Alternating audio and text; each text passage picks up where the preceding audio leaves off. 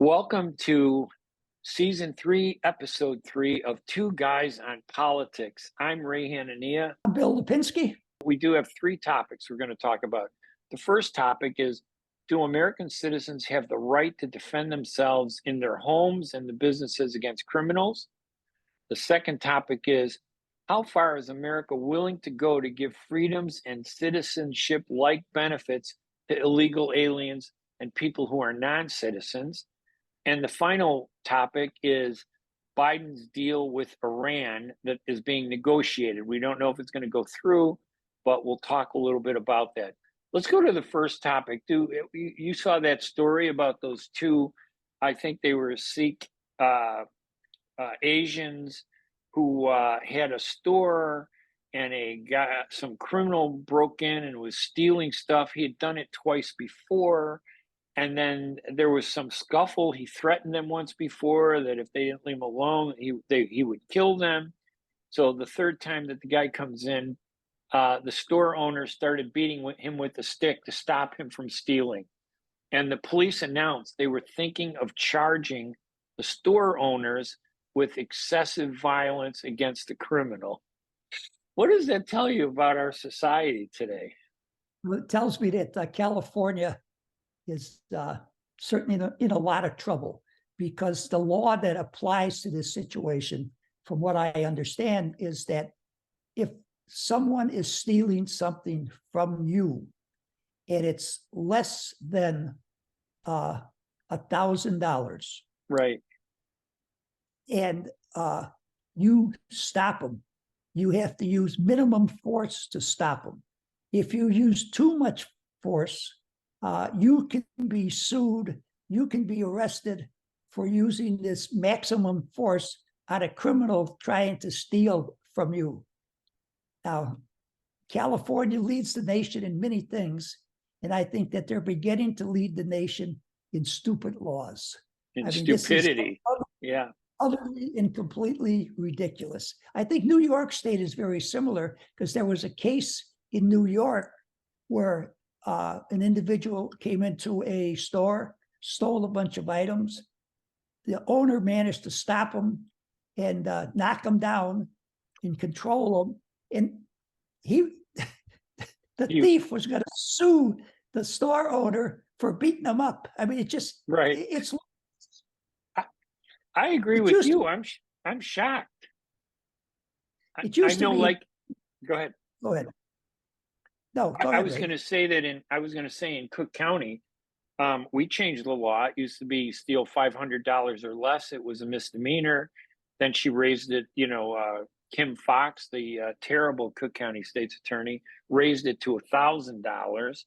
So you can steal up to $1,000 and only face a felony, which is often thrown out of court with no consequences in Cook County.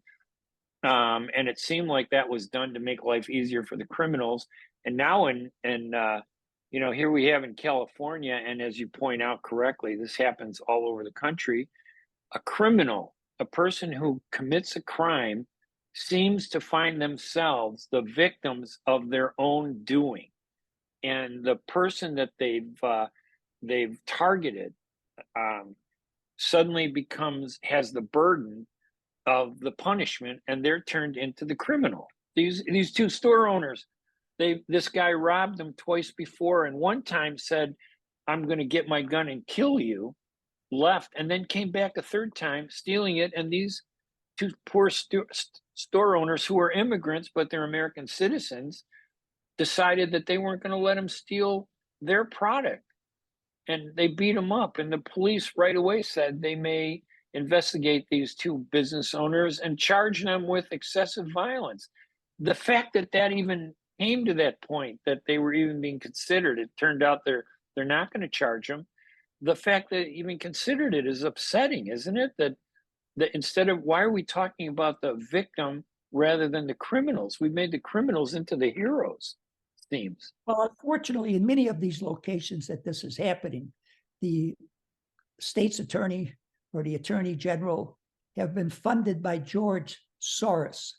They are very progressive attorneys, and they appear to be very much on the side of the criminal in many of these cases.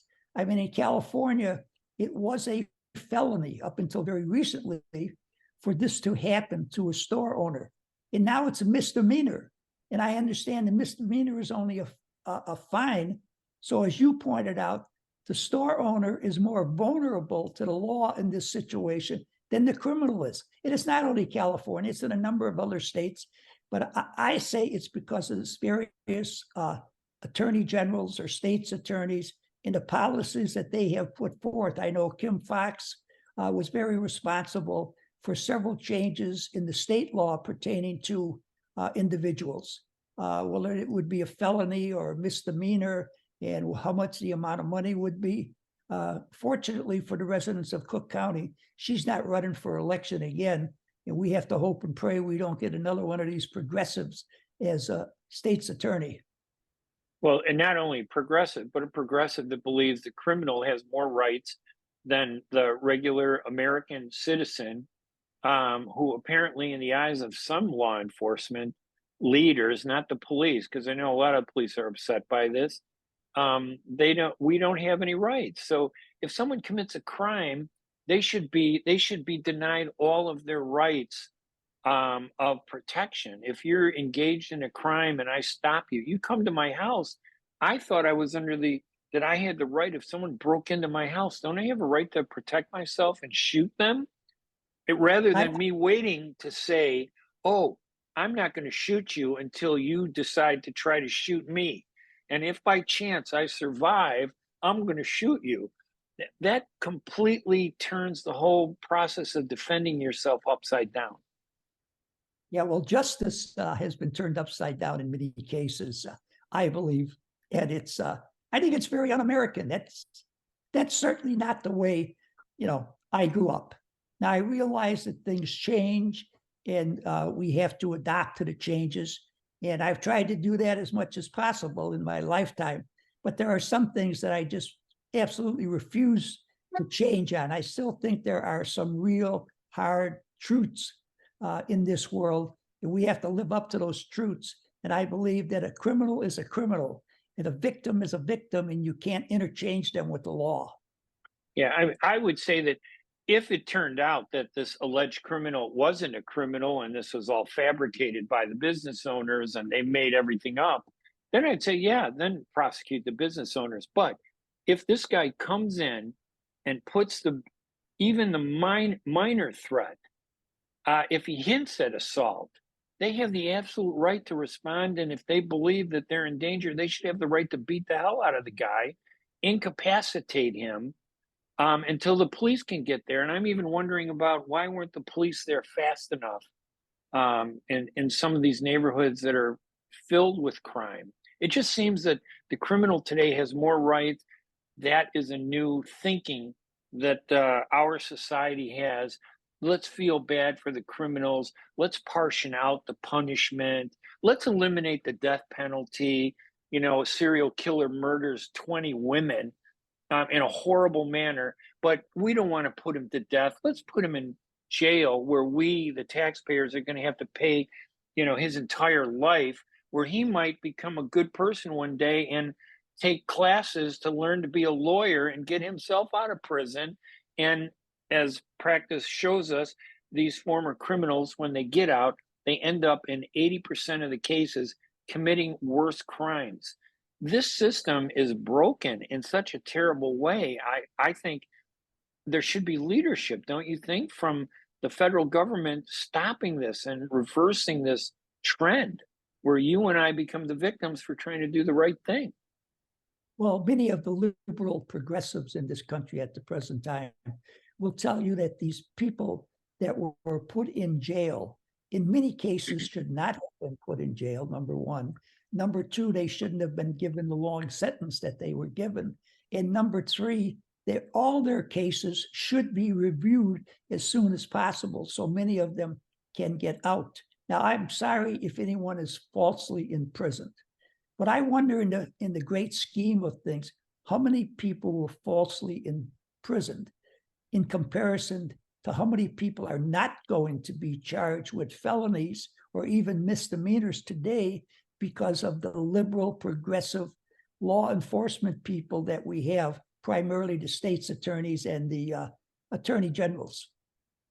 Yeah, I agree with you. If someone is falsely accused, there should be a process so that they could be, remediated and charges dropped. But if you find yourself in a bad situation, it's because you found yourself in a bad situation. You didn't put him there. I didn't put him there. And if it turns out that they were falsely accused, I think it should be investigated to see, did the people who falsely accused them do that intentionally? Then punish them. That's the way it should work. But letting these people out because, well, it's a misdemeanor. And we've seen how many times where Kim Fox would release somebody accused of violence, didn't commit violence, but had a gun. And then 3 months later, would go out and shoot a police officer, shoot an innocent civilian, shoot a citizen. Then they arrest them and say, "Oh, we're going to prosecute this person." But it took the life of a innocent person to justify the prosecution. And I don't believe that we should wait till the crime gets bad before we do something. We need to step up. You steal something, you should be punished. And I thought I always taught my son and my daughter, you do something wrong, there are consequences. Because if there are no consequences in their mind, they're going to do things that are wrong anytime they want. And that's what it seems like is happening. Unfortunately, I think you can apply that not only to your son and daughter, but to all human beings, unless they know that there are some dire consequences to an act such as stealing or robbery or shooting someone. Unfortunately, many of them are probably going to go ahead and do that. But because we've lost our moral way, as far as I'm concerned, to a great degree in this country. Also, you can see that by the lack of attendance at church services on Sunday or on Friday in the Jewish faith. We're not what we used to be in this country, and we have to somehow try to get back. Yeah, I agree with you. And this topic kind of dovetails into our second topic, which is how far is America willing to go to give freedoms and citizenship-like benefits to people who are not citizens of this country, whether they're here legally or illegally, they're not citizens. And as we know, Governor Pritzker recently signed a law in Illinois that's effective January 1st that will allow anyone who is not a citizen but is legally allowed to work in this state or country, they would give them the opportunity to become a police officer. And I'm thinking, why would we do that? I think you made a good point and said, well, what if they're doctors, right? That would we allow somebody to be a practicing doctor? I don't know. Do you consider, do you know what I mean? And what do you think of this idea? I know it's well, you can't, in the state of Illinois and perhaps other states, a person that is not a citizen can become a doctor here. Thank God. They can serve in other capacities also here. But I think you got to draw the line at being a police officer. I mean, I'm an American citizen, and some person that is not an American citizen carrying a badge and a gun is going to arrest me for something. Right. That doesn't sound like democracy to me. It almost sounds like some kind of dictatorship, that you got these foreign people, and they are foreigners until they become American citizens. And I don't care if they've got a green card or, they're close to being citizens until they are American citizens. They should not be allowed to become police officers. Now, one of the problems that we're having getting police officers, and one of the reasons that people have pushed having these non-citizens become police officers, is because of the shortage. And why do we have the shortage? Going back to the topic we just talked about, all the crime, and in many, many cases, the police officer winds up having more of a punishment on him than the criminal does that he apprehends. I mean, the world is turned upside down, I think, Ray. Yeah, no, I totally agree with you. I mean, this idea that, people, I thought being an American citizen was something of value, which means that people should work to become an American citizen. It shouldn't be just given away like it's meaningless and has no value. People should earn it. because it has a value. And if you earn it, then I respect you, meaning that you took the time to learn the language, to learn the history, and to make a statement that you're proud to be an American. Now, my parents are from the Middle East. They went through the whole process. They were so proud to be American. My dad loved America, served in the military to defend this country. My mother was from Bethlehem. She loved this country. That didn't mean that they forgot about their culture. They still spoke Arabic. They still made Middle Eastern food. They practiced their religious beliefs, Orthodox and Catholic, Middle East Catholic. It doesn't mean you lose your identity. Somehow, people that come into this country now think that if they're going to become a full American, they're going to lose their ethnic values. But you know what? Your ethnic values should run second to America. You put the American flag above every other flag. If you can't do that, you shouldn't become an American. Well, a new philosophy that people have is that you and I, who were born here, we just happen to be lucky that we were born here, so we are American citizens. And why shouldn't it be that easy for people from other countries around the world to come here and become American citizens so quickly? I mean, once again, that's entirely turning the world upside down, that they have as much right automatically be American citizens, such as you and I and other people that were born here in this country. I'm all for legal immigration. We are all can trace our heritage back to legal immigration. I hope we can all. Anyway, we were born here. Perhaps our parents were born here. Perhaps they were not born here. Our grandparents, someplace back there, we had stock that was not American, but they came here, they became American citizens. Their children had the right to be born here. Consequently, there was American citizens. Some people are talking about now, just a sidebar, maybe we can take up at some other time, where there are many people who come here just to have their child be born here so that they would be an American citizen. There's some people want to revoke that. I forget what they call it exactly. Well, they should, because what's the difference between that and a person coming to this country and paying to marry an American citizen to say just so they can get citizenship in a fake marriage? So fake citizenship, fake marriage. Why is a marriage fake, but citizenship is not fake? See, I agree with you when people say, oh, you were born here, why do you get special treatment as a citizen? Well, I was born here because my mother and dad went through the process, became American citizens, and passed that right on to me. And who passed it on to you, Mr. Foreigner, who came into this country and you don't even want to become a citizen to go through the process? You just want to be given citizenship and all the benefits without doing anything. You don't even want to learn our language. You know what? That is so upsetting to me, because I value America and I think this country is the greatest country in the world. And I think we're losing that luster of being the greatest country in the world because of what some of these people in this country are doing to undermine us. It's amazing the critics that we have who are American citizens in this country, who have a very difficult time finding anything worthwhile about this country. They are always complaining about this or that about this country. Maybe they ought to give up their American citizenship and move someplace else. But our immigration system, the Biden administration has done nothing whatsoever, with the border situation. It's such a joke. Person walks across the border, he's taken in, sat down, interviewed, then he's told, oh, you can go wherever you want. We'll give you the money to do so, and come back in 6 months. We'll have a judge here, and the judge will decide if you, can stay here or not. 10% of them show up for that hearing. Okay. And we really do almost nothing about it. I will say this for Barack Obama.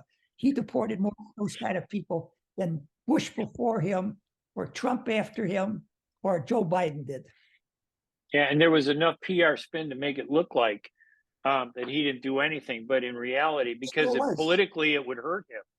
He Right. did crack down on him, but he didn't want to brag about it because he was Oh, afraid that his constituents, and for some reason, the far left believes that they are these non-citizens become their progressive constituents, and that's why they want him in this country so they could take over the political system without doing it legally.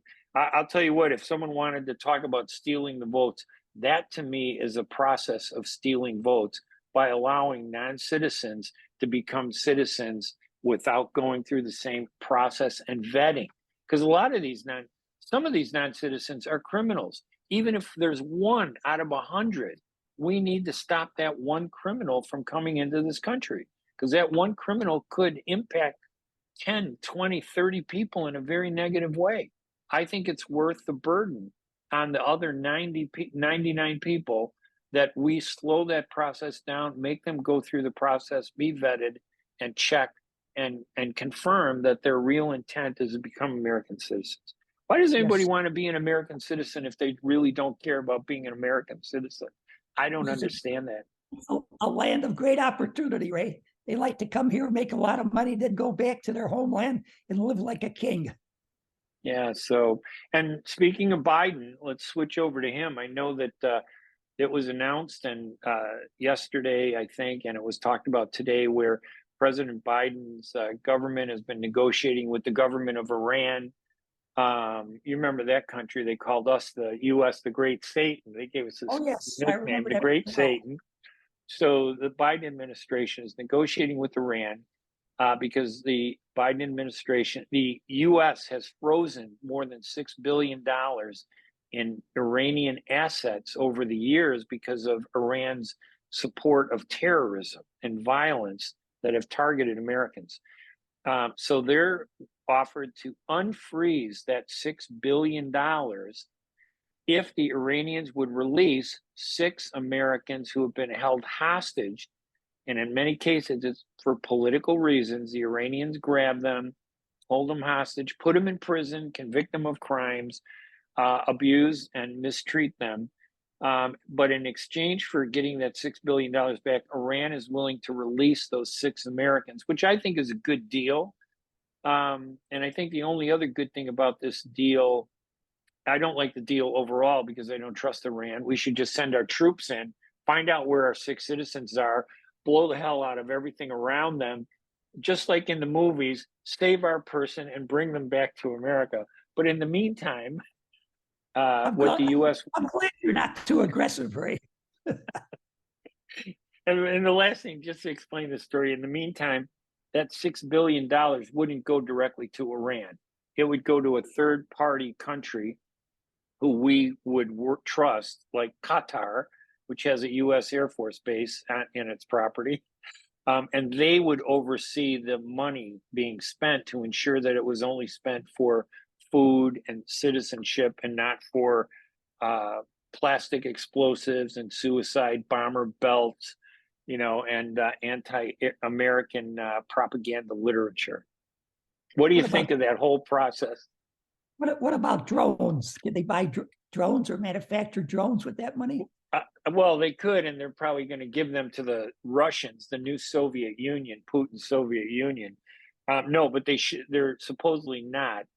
I don't know how we could trust that system. And like I said, I don't think this is giving them $1 billion for each hostage. That's surrendering to terrorism. And how many times have we heard people say, we do not surrender to terrorists? A terrorist holds us hostage and says, I want this, I want that, or I'll kill these people. If we do that, then it'll increase the number of terrorist hostage taking acts. It would Ray, encourage them. Ray, you know as well as I do that we say we don't pay, a ransom for people, but we do pay a ransom for people. We just don't want people No, to. really? No, I'm joking. Yes, I No, know we do it, but I mean, it's laughable that we don't pay. Where we are claim we don't. right? Where are these 6 people now? They're in Iran. They were in prisons, but now they've been put in home confinement as part of a process of negotiation to show that the Iranians mean in good faith that they want to release them. but they want to make sure that they're going to have access to that $6 billion, which who knows how much of that is going to end up in the hands of Vladimir Putin and his criminal, invasion of the Ukraine. Yeah, I certainly want to get the Americans back. There's no question about that. And I'm willing to pay $1 billion for each one of them. But we have to make sure that this deal is where we get them back and then we give them the money, or Qatar gives the money out. But we've got to get those people back first, because I don't trust the Iranians, particularly, the way that they have treated us ever since the revolution. I mean, it's, they have not been close to us at all, as you very well know. You know the Middle East better than anybody I know. So, they are our enemy. So when you're dealing with, an enemy, you got to make sure you're getting what you're supposed to be getting up front. That's the way I feel. You can't trust a criminal to be honest. Criminals are criminals.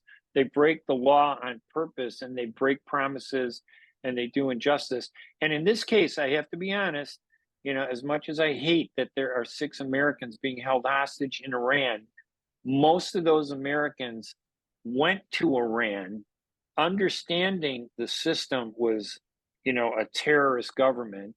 They went there to do contracts. They went there to do studies. And the Iranians are laughing with a smile on their face, saying, grab that person, arrest him, accuse him of being an American spy. And suddenly we're put in a position to have to rescue a person who should never have gone to that country in the first place. Nobody should be allowed to go to Iran. And if you go to Iran, you should be surrendering your right to, protection from the United States. We shouldn't have to be negotiating to get these Americans back. They shouldn't be hiding behind the word American. And I'm not saying it's all of them, but it's several of them. They went there. They were told not to go. They went anyway. And the Iranians said, just grab him, put him in prison.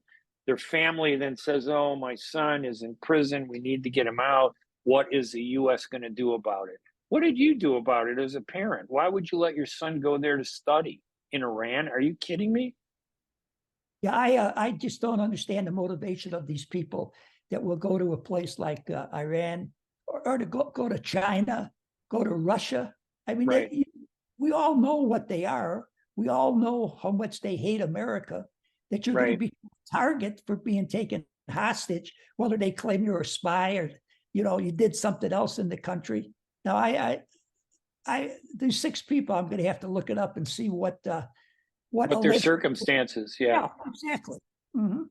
Even though I want to get them back, and I'd pay the money if I was the president to get them back.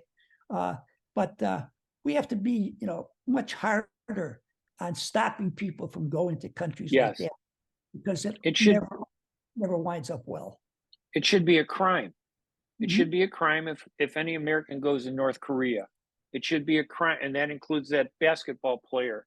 I can't think of his name now, who's good friends with that tyrant Kim Jong-un in North Korea. I can remember the tyrant's name. I just don't want to remember the basketball player's name with all the tattoos on his face. I won't tell you what his name is then. So he played for the Bulls, and he played for the Detroit Pistons. I've never been a big sports fan. The only sport for me is politics. But what I'm saying is that no American should be allowed to go to North Korea. No American should be allowed to go to Iran. No American should be allowed to go to Russia. No American should be allowed to go to China. Maybe there are a couple other countries where there's violence and anti-American tyranny there. And if you do go, then you surrender our responsibility to rescue you. And as much as I hate to say that, they should not be able to put us in a position where now we have to give $6 billion to a terrorist nation like Iran, which we know will figure out a way. Any money, even if all that money goes for food, that means the Iranians could shift over $6 billion that's now going for food and put it in terrorism. Money is like a shell game. You could just shift stuff around. So there's no guarantee that we're not going to be funding Iran's anti-American terrorist attacks. No, money is fungible. So, you give me the money and I'll say, okay, this money I'm only going to spend to buy food, which gives Right. me another $6 billion to fund anti-American propaganda, Right. anti-Israel, right on down the line. Well, I'll donate Uh, to the anti-Israel government. I just want you to know that I'm not anti-Israel because a lot of people bring that up.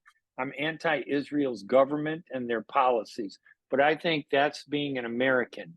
You have a right to criticize your government in a way that is nonviolent and in words and challenges. So anyway, I so knew it. As soon as I mentioned Israel, there would be we some would kind of report. there would be some kind of commentary from me. So you think this deal is good or bad, the Iran deal? Well, I want to get the Americans back. I don't want them rotting in some All prison right. over there. So yes, I would pay it, but we're being snookered, but it's because of the people going there themselves. Now, you're restricting people's freedom when you stop them from doing those kind of things. But sometimes I'm afraid if people aren't smart enough to stay away from those countries, we have to do something to try to keep them away from those countries. Well, listen, I think that any country that is an enemy of ours, we should not be allowed to go there. Nobody should be going to North Korea. Nobody should be going to Iran. Maybe as much as I dislike China, we're not in a conflict with China, although they are trying to destroy us. I would put some serious restrictions on visiting China. And even, especially now, I would prohibit anybody from going to Russia, supporting Russia, or doing anything to support any of those countries. If we don't do that, they're hurting us, Oh, our own certainly. people. So, Uh, all right. and if you're interested in getting to know the Chinese, just go to one of our universities. There's 350,000 Chinese students in this country. So you can get to know them on Well, many campuses. they need to learn English to run all the farms that China is buying in the United States, and they're going to need to learn English to run all the cattle that they're buying in the United States and all the assets that they're buying in the United States and the universities that they're buying. The money that they put in universities to influence the way we educate our students to look at China as a positive place. I'll tell you, when I travel, I specifically, when I buy a souvenir, I ask the owner, where was this made? If it's made in China, I put it right back down and I tell them I'll never buy anything from this store again. And I walk out and I'll find a souvenir from another store. And you will find them if you stand up to this manufacturing hostage taking that China engages in when we go on vacation. No question about it. I don't think we have time though today to get into China. I would like to go back though quickly before we start off for today to mention the fact that these illegal aliens, I'll call them, which I believe they are, all the health care benefits that they receive from the state of Illinois, and in some cases from the federal government also. I mean, that is costing the American taxpayers a considerable amount of money. And I really think that the government should look at that again. I know, you're going to have to take care of these people if they really get sick, but they can always go to the emergency room and be taken care of. But to give them some healthcare services, many here, I'll read to you. This is from the state of Illinois' website. And they get health care, including doctor and hospital care, lab tests, rehabilitation services such as physical and occupational therapy, home health, mental health, substance use disorder services, that's being a drug addict, dental and vision service. I don't get dental or vision service from my insurance, and I'm paying a lot for it.